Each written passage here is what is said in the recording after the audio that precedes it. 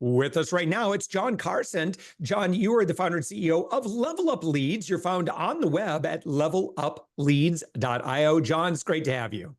Thanks for having me on, Josh. Appreciate it. Well, yes, for sure. Well, give us an overview of the work you do. Yeah, so we're a sales development agency. So we work with small to mid-sized companies, helping them with sales development, prospecting, appointment setting. So our clients have more sales opportunities. Yeah. Well, give us just a bit of an overview of that world, like what's going on, because this is a topic I talk about quite a bit. You know, today's lead generation strategies, as it were, probably a little bit different than they were 5+ years ago. Definitely. There have been some really great platforms, I think, that have been abused pretty badly by a lot of the amateur lead gen world. So John, what is working well today?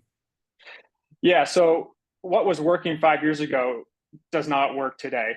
Let me take a step back. Yeah, please. You can't do the same stuff. It's an ever changing space. So you kind of always have to be ahead of the curve. And so I think one of the issues is, it seems like, well, one, there's so many tools these days, and then now they added on an email component to it. So you have so many people have access to email automation platforms and data. And so I think the email channels become tougher. It certainly was my strongest channel about 6 years ago. And now it's actually cold calling. So cold calling's been working since I've been alive. I don't think that's ever going away. And one of the benefits there is you get to have human to human conversations. You get to understand quickly, hey, am I talking to the right person? Hey, is this relevant to you? Okay, why? Why not? And it's just much quicker feedback loop, and it's much harder to ignore, assuming you get them on the call. Whereas email, I think, I'm not trying to bash it. We still use it, and we're a proponent of it, but it's much easier to ignore an email than it is to have a phone call when you're on a conversation and answer some of those questions. And sometimes they're good questions. Sometimes they're questions that may be a pain point for whoever we're speaking with. So there you go. There, you're sparking some interest right there. Yeah. What do you see working well in initiating that kind of that very, very top, that initial awareness? You know, because again, I think if you're dealing with decision makers that are pretty savvy, that are really busy, you know, I don't know.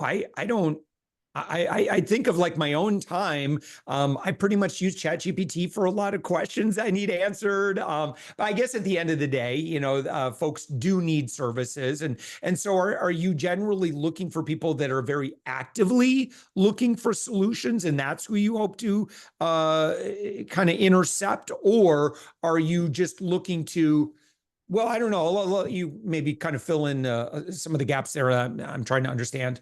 Yeah, I mean, it'd be great if we knew who was actively looking. That would make our job so much easier. Yeah. So now there's tools like that have intent, and they kind of give you some insights, but it's a little hit and miss on that. If that was so perfect, everyone would be using it and everyone would be crushing their sales, and it's not. It gives you a little bit of insight, this intent. But it's essentially, when we work with a company, we need to understand what are they doing now, what's working, what's not working. Have they gone to any conferences? And just better understand who's their ICP, why are they, who's likely to respond, or who have been the champions in their previous sales, and better understanding that. And so that's really helpful moving forward, because company to company, it's going to be different. Every company is different, even within the same space.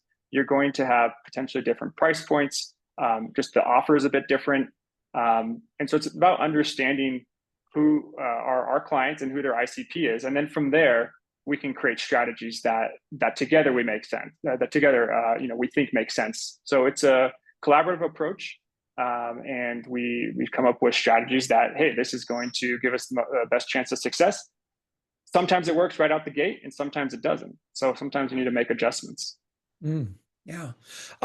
John, what are some, to our friend that's listening, what are some maybe misconceptions, or we've already touched on email a little bit, but I think in the past, it's now with AI, cheap labor. I mean, there's just so many things that I think that you can do for lead gen, and I think a lot of it is pretty sloppy and messy, and creates just more noise. And unfortunately, I think many of us who are pretty good at what we do, like if we want to initiate those conversations, it's not our fault that marketers have ruined a lot of things. So are there any other kind of general trends that you're seeing, or maybe pitfalls that you would say, yeah, be very careful with your spend around X, or just anything come to mind there? Yeah, it's funny. I actually posted about this today on LinkedIn. If a company doesn't clearly have a defined ICP, ideal customer profile, it makes everything else so much harder, because you're essentially doing discovery for clients on the fly. And it makes the partnership a little bit more challenging, unless they're very aware and they realize that, which at the end of the day, a lot of companies, they want to see results. So that is probably the number one thing I look for. And a lot of the other challenging thing is companies will say they know their ICP, and then they send over the list of contacts or titles, and it's like this huge list. So you need to do a little digging with them and understand, okay, which titles can we eliminate? Let's start with a campaign targeting these 1 or 2 titles, and then from there we can better define that ICP. So that's the start. Now from there, once you have that defined, there's a whole lot, there's other things that need to be addressed and try to understand what's working, what's not working. It could be the channel, could be the messaging, could be the titles. I could go on, but that is the most important part, the ICP. Right. And so LevelUp, are you pretty much just kind of focused on kind of generating the names, the quote unquote leads or whatever, or do you also kind of get into some of the sales conversation or some of the sales processes or systems? So our clients don't hire us to do the sales. So what's important is that we're gauging interest when we get people on a call or any of the other channels. And then we're piquing their interest, but then setting up the meeting for our client. Because we want our clients are going to know how to pitch their product a lot better than we can, right? So it's about understanding it enough. We have scripts we follow. And so we have common questions and objections and things like that. Interesting. But it's important that we can follow that, pique interest, and then ultimately set up the meeting for our clients so they can run them through a call or a demo. Yeah. And again, when you're initiating a phone conversation, that's not the first step. Like that phone call, or is it like this person who's receiving the phone call? Is this the very first time they've ever heard of company XYZ, your client, or do they already have some familiarity built up? Well, it'd be great if they already had familiarity. That makes our job that much easier. If there's some brand awareness and people are aware. So it rings a bell when you do get them on the phone or you are sending an email. They do recognize that. But no, there's research that goes into it, right? So we're researching the contacts. It all has to do with the strategy, the campaigns we're running. And so there's research that goes into it before we write the scripts, and then ultimately scripts are approved, and then we're making those calls. Now there's a chance they don't know. And a lot of times when you are doing cold calling, they don't know who you are. So you need to explain to them. Typically, you want to talk about pain points first, and then you can explain to them, "Hey, this is how we solve that. This is what we do," rather than just leading about, "Hey, this is what we do. We're so good." Me. So that just doesn't work. Right. And John, what are things that a company could do, or a founder could do, that even before engaging with you, that would make your collective job easier? And I'm thinking about, maybe it's defining their offer, maybe it's how they present their authority or their branding or their website, or just, some of those other things that are going to be used as assets or part of the decision-making for any potential introduction or lead. It's a great question. And you touched on some of the important ones. So you mentioned website. That's just one example. So a client might have a great service or a great product, but think about it on the people you're reaching out to. Like if I receive an email and it kind of piques my interest, I go look at their LinkedIn page, I go look at their website. And if it's not a good website, it's a bit of a turnoff. And so you might be losing people if you don't have that at least decent. And you'd be surprised, some of our clients don't have good websites. So that's just one example. Other things would be having good marketing materials, recordings of previous demos, case studies, just to name a few. Obviously, if they've done outreach before, they have some, hey, this is what worked. This is the messaging we had. We can kind of use that as a base, and then we can build off of that. What should I be asking you? I feel like you know a lot of things, but I don't want to keep siloing into an area that I'm interested in. I know you know some. I know you know some good stuff. Well, it depends. Like, let me walk you through some success stories that we've had recently. And I think one of the challenges of, there's some pros and cons of working with a sales development agency. And there's a reason why it's actually, it's taking off. We see business increasing, and I'll explain some of that right now. And part of it is just so prospecting is one of the most challenging parts of the sales process. No one wants to do it. Less and less people want to get on the phones and make cold calls. And it's expensive if you're doing this in the States. If you hire somebody, you've got all sorts of additional costs on top of the salary, benefits, increased tech stack, training, on-ramp, to get them ramped up. You've got cost potentially in hiring. And then there's also no guarantee that works out. And so what you have to do is you have to do that process all over again. So by working with an outbound agency, it significantly lowers your costs and lowers your risk and speed to market. So it doesn't mean it's going to be a fit for everybody, but there's a ton of reasons why there's a lot of companies out there that are doing sales development, and there's a ton of reasons why it makes sense. Now, I say all that not to say we replace SDRs. That's not actually what we're trying to accomplish. Actually, a lot of our top clients have SDRs, so we work in alongside them and help them in setting up appointments. Okay, but a few success stories. So one thing that really helps is, we touched on this earlier, but having a brand presence and having product market fit. So if you don't have product market fit, it's going to make it so much harder when it comes time to doing outbound. And that has to, whether it's you hire a VP of sales or someone internally or someone outsourced, like a company like mine.